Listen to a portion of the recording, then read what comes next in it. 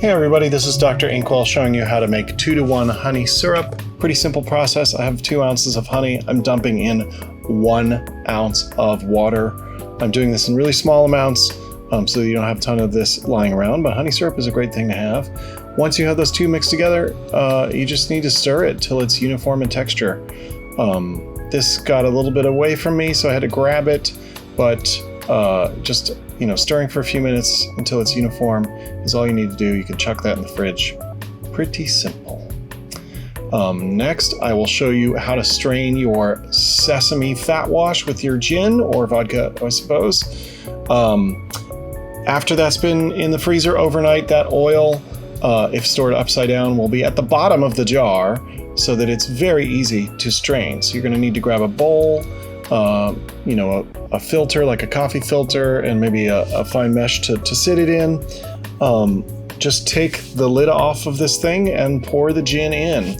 If you get any solids or any pieces, you're going to want to try to fish those out, maybe with a spoon or something, just so they're not sitting in there slowly melting, because this might take a few minutes. I'm always impatient and trying to rush it, and you'll see in the speed through here that I'm constantly moving the thing around to try to get it done. If you leave that frozen stuff in the gin, it's going to melt, so you don't want that to happen. The point is to separate your ethanol, your gin, from your oil, so it's got to stay cold for that. So this took me, I don't know, probably 15 minutes. Once it's done, you can just chuck the coffee filter and throw it into a container of some sort. It's pretty simple. This doesn't have to be refrigerated. If you're doing this a couple of days in advance, you might refrigerate the gin just to hold that flavor a little longer. It does fade over time, but I would recommend you just do this, Thursday or Friday morning or something like that, and have it ready. You can do it right beforehand too. One note, you do want the gin to be room temperature when you use it, because that's going to screw up your dilution and make your drink a little different. But you can see this is pretty simple. And this video is too long now too. So I should tell you a joke. What do you call a fish without eyes? Fish. Okay, we're coming up on the end of the speed thing here, and you'll see me just throw it in a bottle.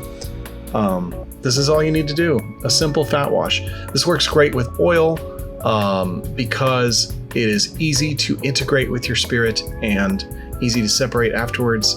It's less fun with peanut butter and things that are mucky, but label your bottle, dump it in, and you're done.